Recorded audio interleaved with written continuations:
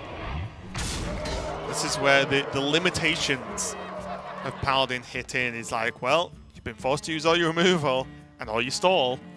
What do you even do? Timeouts are out. They are done. And that's just going to be conceded, right? That's the thing. Even with a 50-50 to hit Shivala, it's just not enough. Well, sorry, 100% to hit Shivala, I think. Yeah, because it commission. Yes. Oh no, not quite. I'm Not quite. almost out of cards. Yeah, if he draws it first and then can't shuffle it back in. I think either way, it just doesn't quite get there. Look at this, though. You can even see it at this point. Still pretty close. Close, There's a weapon swing. There's still Shivala with the banker as well next to him. He isn't strictly dead. Is it one off? Whatever. He knows he's dead. 14-18, Yeah, exactly one off, and there we go. It's going to be the game, and Pathra evens it up. Yeah, there was actually no world he wasn't dead there with Zephyrus, Power of the Wild, and Xenopus. Exactly, yeah, So- yeah. And I think like that because there were one too many cards for it not to be lethal, there's only two left. But yeah, Pathra evens up the series, and they recovered a little bit from that priest game, but again, it was just I think that one. The matchup is fairly straightforward because there aren't too many surprise factors that can come into it. It's Druid makes big boards, Paladin defends, can Paladin defend long enough and safe enough to pop off with the double Holy Wrath. And I'm sure there are many things that DawN could have done on the other side when we get down to it to try and swung that game back in his favour. But for the most part, I think even though there was like one turn where we disagreed, maybe Pathra could have gone aggressive a turn earlier. I think for the most part, you know, she knew exactly what she was doing, ramping up nice and early there at the start, getting the Feoris down very, very soon to be able to represent lethal nice and quickly. And just those continuous boards. I think she never overextended, which is by far the most egregious thing you can do in the matchup. Yeah, to do it that bad, you'd have to like Feoris have 3 minions cleared. Say you end up with Feoris and 4 good minions, 4, 5, 6 drops, and then you play the fluked Feoris. Like that's the kind of extreme overextension you would have to do because Druid at the moment excels in one card boards, which is why the deck's so good. You just have so many of them. You play one card, you've built a board out of nowhere that threatens lethal in the following turns, and that's generally Druid's plan outside of surviving long enough to initiate that. That's right, but it does mean that we are down to our last game of the day, guaranteed for Asia Pacific at least, before we go over to Europe and Americas later on. And it is crunch time here for Pathra. If she loses this game, she will be below Blitzchung, last place in Division B. But if she wins, honestly, it gets really blooming close in Division B, because after Blitzchung and Pathra will have both kind of stabilized, I suppose, at 3 wins each, it all of a sudden means that Frosty, he's not that far above them, just above in Division B. He's going to have to start getting some good weeks of his own, lest it could even be the case that he is relegated and neither Blitzchung nor Pathra. Which would be crazy. That would be the fact insane. it can happen is nuts. But as we said, this is week 5, about to end on APAC with this game, and that means that each player has 4 more games, 2 games for 2 more weeks left, and that means that like you said, that it's reasonable. Pathra and Blitzchung could win their games, Frosty could lose, or even some of the other players could lose and they could get overtaken. That's right. Or even equaled out, in which then it goes down to tiebreakers. So it's very, very tense, and every week that goes on, these matches get more and more mentally demanding, I think, of the players. So let's go into it. Last game of the day, DawN versus Pathra. Pathra on the Quest Shame and DawN on the Control Warrior. Especially as while we're talking constantly about Pathra down at the bottom, weirdly enough, if DawN were to win, we would have 3 players in first place in Division B, with Tom, Glory, and DawN all at a 7-3 record. It's just so up and down. Tom was looking at unbeatable in the first couple of weeks, then Glory just stormed up to a very strong start, and now Glory taking a couple of losses this week. DawN is starting to get up there and could be our first placer. Yeah. There's really a lot to play for no matter where you are in this division or in these divisions. If you're near the bottom, you play for safety, if not relegation. If you're near the middle or the top, you're playing for top 4. If you're at the top, you're playing to keep that top spot because you want the advantage in the playoffs.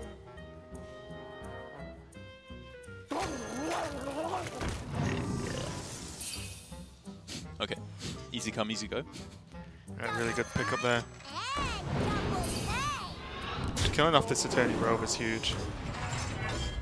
It'd be an absolute nightmare versus Shane, especially if there's a threat of a snip snap early on. Oh yeah. DawN here with a play that we don't actually see even the opportunity all too much anymore in Coin Acolyte, given that Acolyte has been phased out of, I think, pretty much every other warrior list we've seen. Like, who's playing this card still? DawN. But yeah, I think it's because a lot of players are pushing warrior to extremes, right? Like just extreme removal warrior with double plague, double brawl, whirlwind. Like at that point, then you're not really trying to draw cards. So you're presuming every draw you get is going to be a removal tool. That's true. I wonder. And I guess in a roundabout way, plague is kind of bad with Acolyte. Yeah, I think in a very roundabout way. I think in a more direct way, it's like it draws you more cards, so you're more likely to get the combo. Of I'm saying like just weird reasons you wouldn't play Acolyte, basically. It's like there's definitely been games played where you've gone, I've just played my own Acolyte. Because I had to, right? That's fair. That's fair. But the main headline here so far for this series is, as you can see, things aren't looking too good for Pathra, because while we've seen this matchup a few times today, I believe it's gone pretty securely in favor of Shaman every time so far. The reason for that has been Warrior has had poor early game and has just been beaten up by the Shaman, and which means, of course, that if you're being beaten up early on, the damage from Life Drinkers and Kobold Lackeys easily gets there. This is not the case for Pathra. DawN had the early game, and she has fallen decidedly behind. Just think about it, just even bring it down to the basics of an actual fight. If your opponent lets you punch them a few times before they react, yeah you're probably going to be favored. Probably. But if your opponent is bigger and tougher than you and punches you first, you're probably a little bit upset. 4 out of 6 on the quest there for Pathra. And you see the check there, and really a lot of this is just, it's not what's the best play now. A lot of the early turns of this quest shaman are, when does my quest activate and with what cards do I have post-activation, and what do I want to use to activate? You've got to prioritize these, and Derek, I think, just felt a bit of pain in this mode. Do you disagree, Fred? No. I was just wondering about how Pathra plays it. Like, I'm thinking about Dynamatic for the main part in terms of health totals. If she'd played Kobold Lackey, a swing and a Dynamatic would still have cleared the board. So I think I actually like this play from Pathra. Yeah. I was just going to say yes, Patra's having the weapon is nice. DawN also has it. That's called Weapons Project, which means you can manipulate a lot of the damage if the Dynamatic is played. Yeah. So I think this was great for Pathra, holding back the Kobold, especially as we've seen just how strong this card is post-completion. It's nuts. Yeah. You can do silly things. If you have card draw, though, and the problem there is, as I said, you have to work out what's good pre-quest and what's good post-quest with Shaman. And the issue Pathra has now is I see a Novice Engineer on the board, although that was actually generated, wasn't it? That was, I thought she played it. But no, normally, I'll finish my point generally about Novice Engineer, is that you really want it post-quest because the deck suffers with a lack of card draw. Yep. But Sharp Intake of Breath, indeed, Derek Brown, the Mutate was picked up, and there is the Mogu still on board. That's what you love to see. If you're the Shaman player. Not if you're DawN. I mean, actually, honestly, you don't hate it if you're DawN. You got the Shield Slam to take it out. Unless it's a charge. Wait, are there any charge minions? I should know this off the top of my head, but I don't think there is there? No, not since Charge Devil Soul came down, Yeah, so there's, in almost every circumstance, I think, always enough armor. Oh, what a waste. Absolute garbage.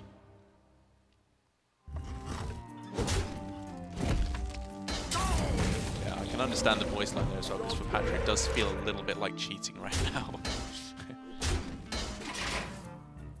This quest still not live. I think, although Patra's, well, actually, I take it back. I think Patra's in a really bad spot. I think so too. And Patra's next draw or two needs to be real good, because you might think, oh, former champ. Well, quest isn't live yet. And if quest isn't live, unless the next draw is good, Patra's making a very weak board, one way or the other. Right, and the problem is here for Pathra is that she's not playing for an especially high value line of play. Like, right, exactly, yeah. Throwing down the Rat there instead of the Kobold Lackey, I don't know if I agree with, because like, you really want to go Hero Power Lackey, Hero Power Rat in the next couple turns to generate those extra Lackeys. Very similar to what I was kind of falsely making a point about Novice Engineer on the board. And Novice Engineer in general is, if you could choose, you would always Novice post-quest. because there are some Oh. cards. Speaking of which, God, I'm good at this. There are some cards You're on fire that today. actually get way more value. You could say, well, you want to do every battle cry post quest, sure, Yeah. but there are some cards that have way more value gained post quest, and It's like Novice more than Engineer double. might be up there with the best. I agree completely. No tune can hold me. And Pathra is going to get it now. I guess Quest Explorer is one you would not. True. Good point. This is huge. Like the fact that it's draw novice, quest has been procced, huge, and even just a slight nod from DawN just instantly gives it away of how much he did not want Pathra to draw cards. Yeah, especially as he knows that one of the cards in Patra's hand was a lackey as well. Like Right. or 2 of the 4, sorry, at the start of her turn were lackeys. So like it's reasonable to expect she has dead cards. And something had to be used to proc the quest, right? point. Which you know, say there's 2 ethereal lackeys, well, one of them has to be used to proc a quest, which means -1 spam. But still, there's Armageddillo. Like, DawN running a little bit dry on the AoE, but has Ziliax, has Armageddillo, Yeah, that's 2 so pretty good. decent pickups. And honestly, is 1 good draw away from a big clear, and then you have to start to analyze as we move into what I would call the late game in this matchup. Yeah. Because I think although it can go super late in this specific game, Pathra hasn't got the juice to actually just go into like almost fatigue levels.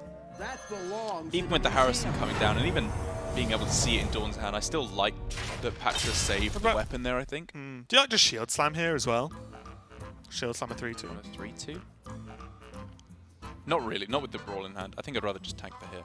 I'm just thinking like, when are you getting armor to Shield Slam anything else this game? That's fair, yeah. And what are you Shield Slamming this game? Like, if you plan on That's Shield Slamming a also fair. 5-5, well, you're about to get whacked for 100. Yeah, maybe you do. Yeah, let's hold on to it. I'm not overly precious about it. I just thought it's worth a discussion. I agree completely.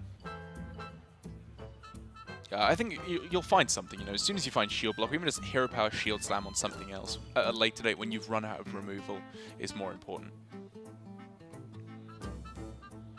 I guess. Hey, technically DawN is edging towards hero power shield slam plague on a true threat. You know what I mean? To Yeah, just yeah. say like, if something big comes out of an evolve or Right. discover or whatever, then there is just a no go away option. I mean, well, look at the earlier game, right? Yeah. Colossus of the Moon. You need something to deal with that. That's very true.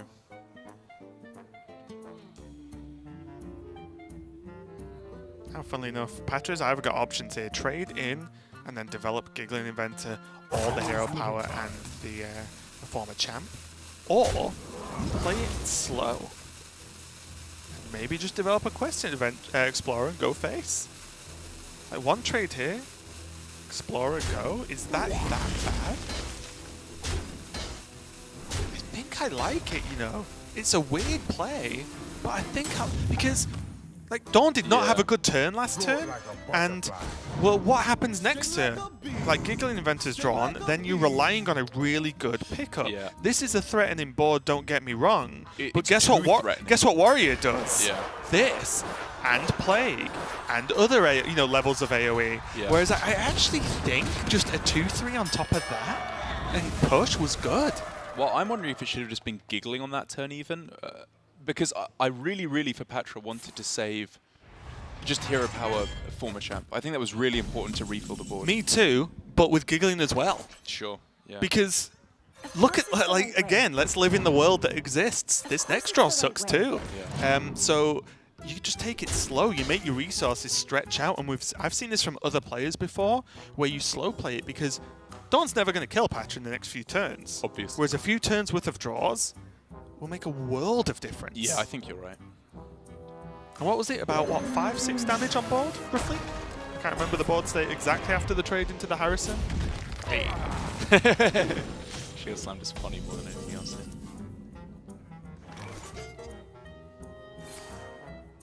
Excellent top deck, of course, though, for Patra in the form of Evil Abel Rat. All I see now is this board could have been like maybe 2 5/5s instead of 2 2s. I completely agree. I completely agree. Bloodlust. I like it with It Hero has to Power be the Giggling pick. Inventor. Yeah, it has to be the pick.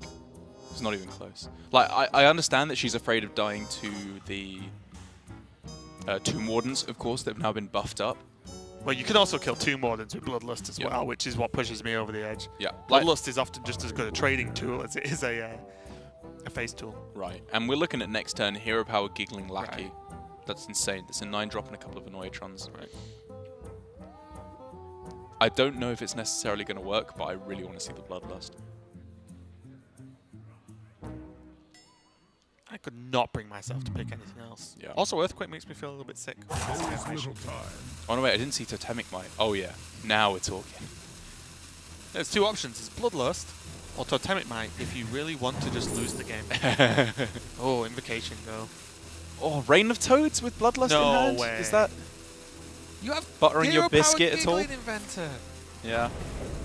I think a Discover Battlecry on average is better than Plague of Toads against Warrior.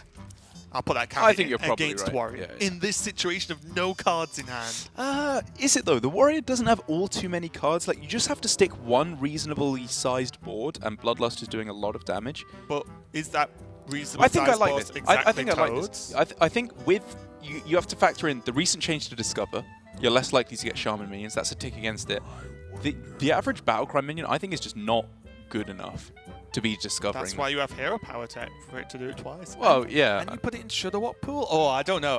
Okay, let's see. But I would have picked Discover Battlecry. Cheap card to play, doesn't overload you. You could discover all sorts of stuff. Bouncers are all Battlecries.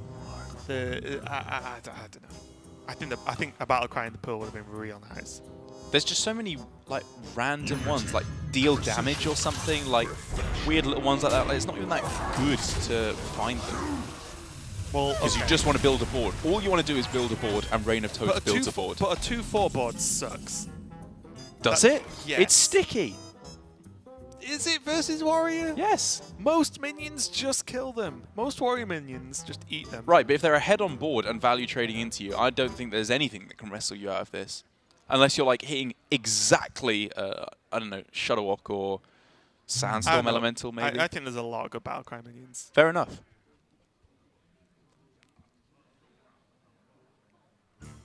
If your whole deck revolves around Battlecries and you don't have an option to put more Battlecries in your deck, something's wrong. Well, then why aren't people playing it in their deck? Because there's not enough card slots, right? Okay. Like, that card is not better than the card you put in your deck, Yeah. but I think it's better than a Plague of Toads in this matchup. If we were against aggro, then we would change the conversation, of course. That argument was just, that was a petty argument, and I apologise. You don't have to apologize to me. I'm used to it.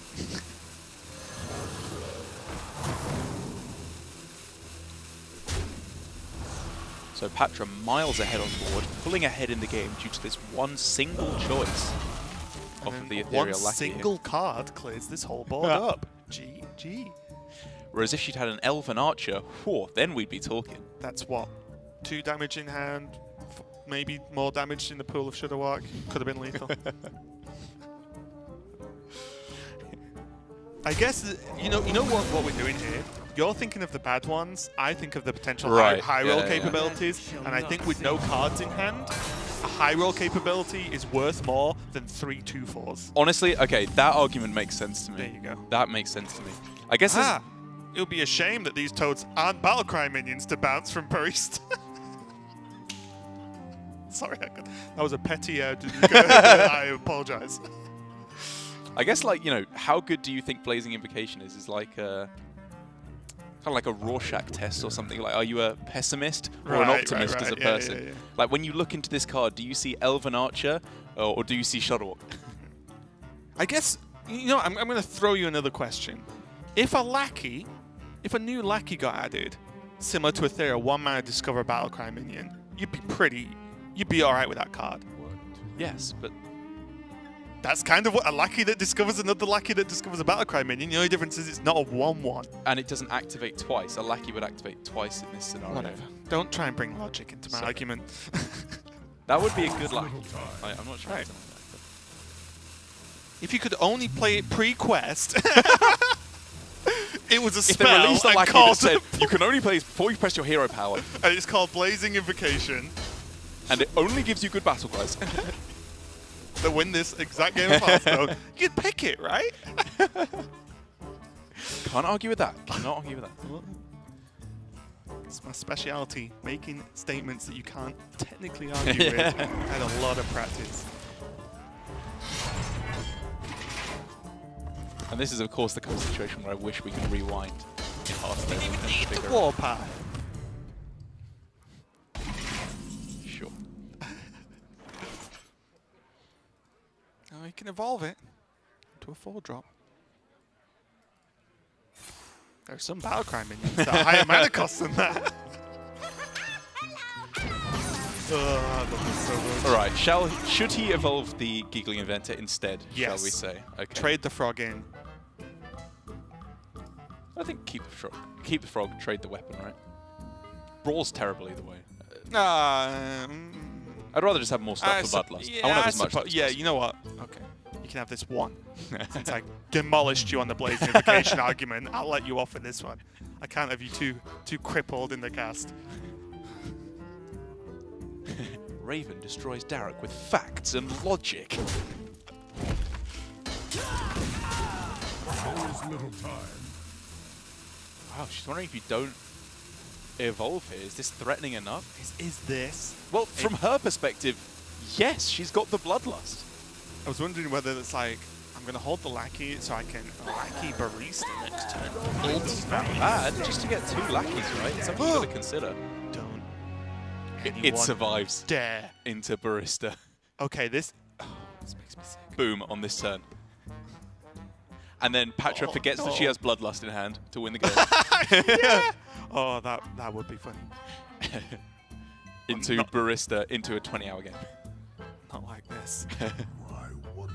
Okay, the more sensible line does actually end up happening. Dawn isn't an idiot. Oh, it's your opinion. That's my fact. DawN decides to go with the full Warpath and tank at 7 rather than I like it. using the Plague of Wrath. I like it.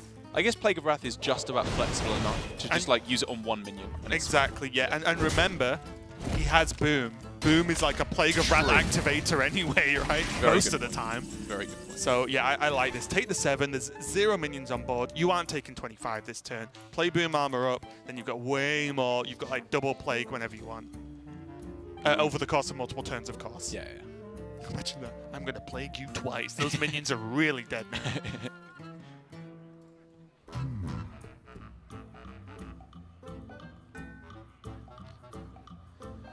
I don't know how many Lackey generators outside of obviously Shudderwock there are in the deck, but now I wonder whether it has to be like Hero Power, Wasp, Barista.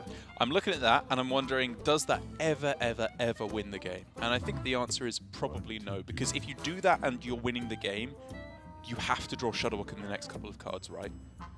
And so why not just wait? Because then your win condition is still only draw Shudderwock in the next couple of cards. My worry is passing going to lose you the game.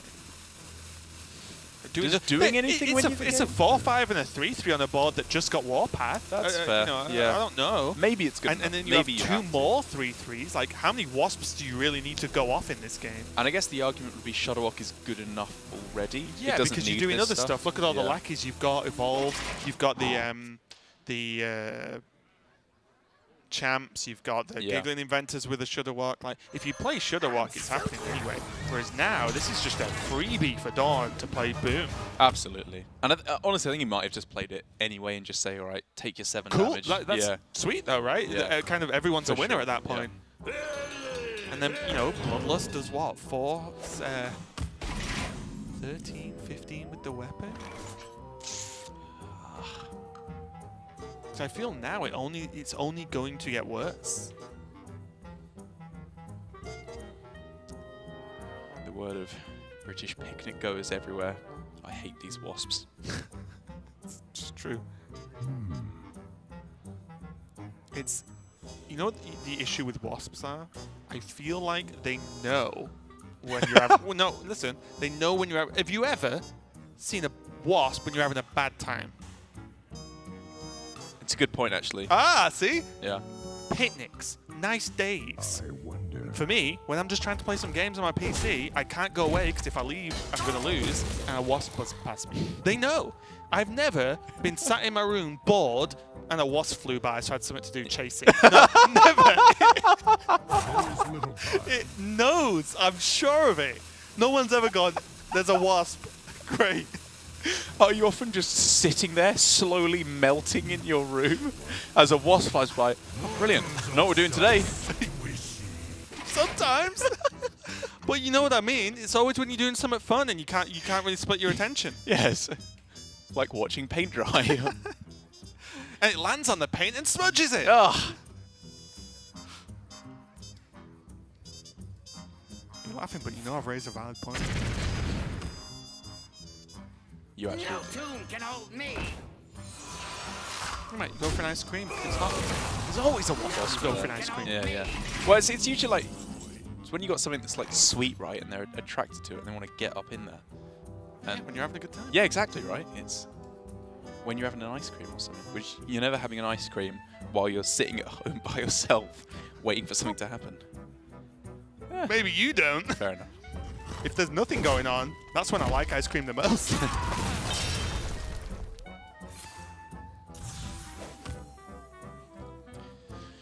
Pathra has now found one of the better cards in her deck. Of course, Finally some life damage. Trigger. Yeah, it's something at least. Because what has she actually got left in the deck now? Like, I think there's one more novice.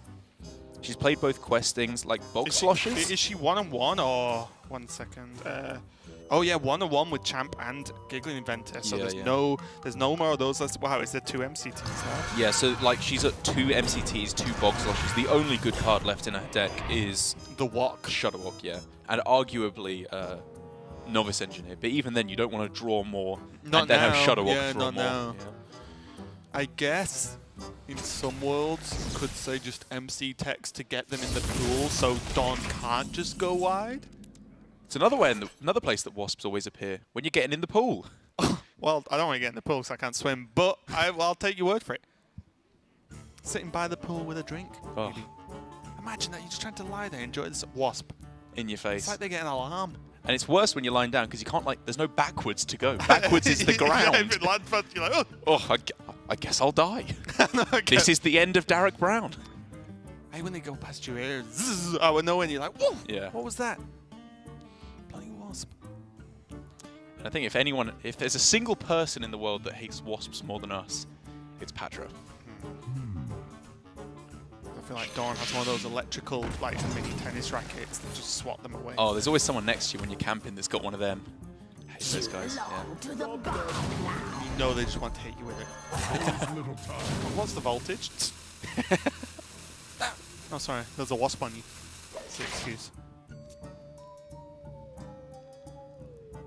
Yeah, this is going from bad to worse, isn't it? Because the thing here as well for DawN, he could go snip, snip, snip on the 2, whichever way he wants on the It's 2 just minions. huge. And there's no punish. There's No like, MCT, Earthshock's been Now, played. if there was a Griffin Tamer in the deck, Oh, you just can't make that play. steady on.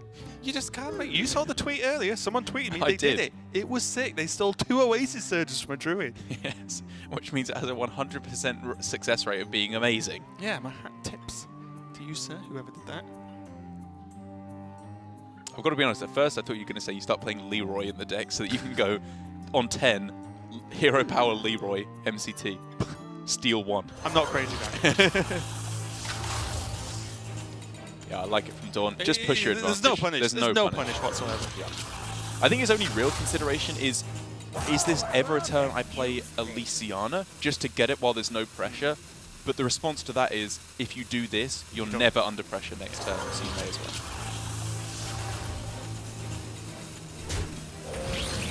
Okay, this allows him to clear and get the most damage face. Even Griffin without Fair Hero Power would have done it now. Regular Griffin, I'm putting in every deck.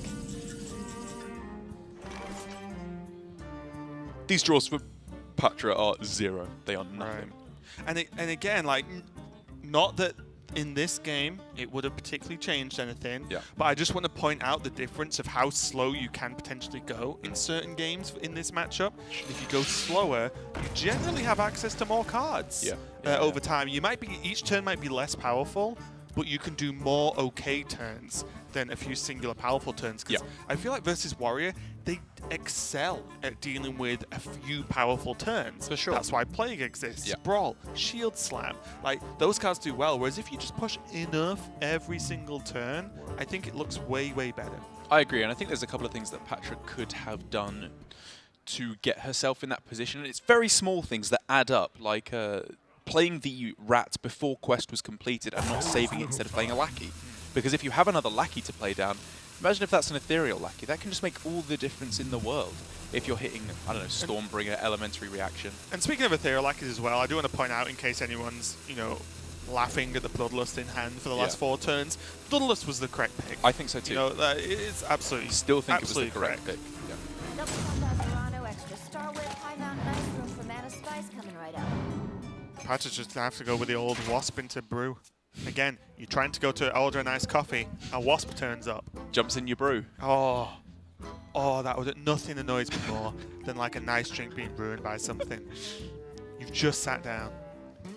It's like, hey, if I from a room, go to the bathroom or something, come back, and my drink, I see a fly go past it. Or something. I'm like, have you been in there, Don't you mate? dare. Have you already been in when I've been out of the room? Because if you have, just tell me. I'd rather know. Be honest. Honestly, the thing is, I'm only 70% sure you're joking right now, which is too low of a number. That's exactly what I want. Keep him guessing. The Save of the Plague obviously working out fantastic here for DawN, as he still has a board clear in case anything goes wrong. And again, just like I said earlier, the snip snap turn on these was just unpunishable. Just doesn't happen. Of course. DawN happy about something as well. hope you I guess won't just this land game in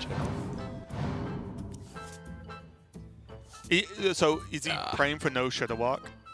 I guess so. I think he's just happy that there's still no Shudder Walk being played. I think he's just happy. Right, nothing wrong with that. There's no Wasps in his room that I can see. I'd be happy too. Yeah, double nothing is unfortunately still nothing, and we can see, unless a taunt comes down off the mutate, it's just lethal. I think you mutate the 2 drop is more often a taunt. Don't know, it's a good one. Doesn't do it though. Taunt's like, press enter. Yeah, he's like, hey! I'm almost out of cards. That is lethal, as you can see. The hero power on the end. He knew it was coming. Pathra just needed to not get a taunt, not get any form of heal, Yeah. and actually just end the game. DawN does it 2-1. Pathra takes a loss to DawN. You could just see, you can also just see, like, we talk a lot about, Pathra obviously in an unfortunate position of relegation, but DawN is fighting to qualify to potentially the global finals. There's 1 spot left. That's right. That's it for Asia Pacific. 1 spot per region. There's 1 last chance this year to get into the global finals and potentially become the global champion. So DawN is just extremely happy that he gets a win there, and again just moves further forward. This top cut is looking ridiculous. It's crazy. With, how did it shake out? Glory going 0-2, and Tom going 1-1, and then Glory going 2-0. We have DawN. 3. DawN, sorry, yeah, DawN going 2-0. We have 3 first-place ties in Division B. It's going to be very exciting there at the top. But of course, commiserations to Pathra. I think in that last game, there are a couple of things she could have done better, but overall, I think her matchup standing was correct. Understanding was correct. DawN just had too much dominance early on. Yeah, and you see the difference in the matchup of the early game. Yep. Like, the early game means everything. But let's check out today's results. As we are coming to the end of the day, we see Samuel Zhao taking a good win over Flurry, a needed win. 2-0 there. Tom, as you mentioned, beating Glory, which was a big deal because it applied to the, one of them moves further up, and if Tom did it, then he caught up. If Glory got the win, then he moved further ahead. Rivius and Blood Trail as well. Blood Trail taking another loss here, another 0-2 week for him. Absolutely devastating. And with a 1-9 record, I struggle to see a world in which he will not be relegated at this point, honestly. Yeah, very quickly there, Aluteam beating Stars at 2-1, and we just saw DawN beat Pathra at 2-1. Let's take a look at the standings, though, and see what it looks like. Chonsu, boom, 9-1. Cool, calm, collected at the top there. He's looking very, very safe. Shaxi, Flurry, Rivius, Surrender, Tyler, arguably Samuel Zhao, all in the running. Just that whole middle section. Honestly, 2nd place to 7th place is, you could be 2nd tomorrow, you could be 7th tomorrow. It just doesn't matter at this point. But it will matter when we get to the end of it. Blood Trail, as you mentioned, 1-9. It's looking more than grim, I would say. Yeah, he could go 4-0, and Samuel Zhao could go 0-4, and then he would overtake. And of course, one match can go not exactly that, because they could draw, and then maybe Samuel Zhao will overtake. Right. But I think just in head-to-head, Samuel Zhao would have the advantage there, both in terms of tiebreakers and just actually head-to-head. I think so. Whereas let's check out Division B. Like you said, 7-3, 7-3, 7-3. Glory was leading the pack for most of Grandmasters Season 2 here, but DawN and Tom caught up, and that top cut is looking good. But even then, for that 4th place, you look Alutimu, Stars, Frosty, again, arguably Blitzchung, depending on what the results turn out like in the next few weeks, means that the 4th place spot, I feel, is way more contested now, unless Glory and DawN lose, Alutimu wins, and then it kind of all goes up for grabs between Stars and Frosty. That's right. It's crazy. I love that we have a different dynamic in both the groups. The Chonsu, the undisputed king of Division A, looking very likely to get that 1st place seed. Similar, I believe, the same record as Hunter Ace, who's just had everyone singing their praises.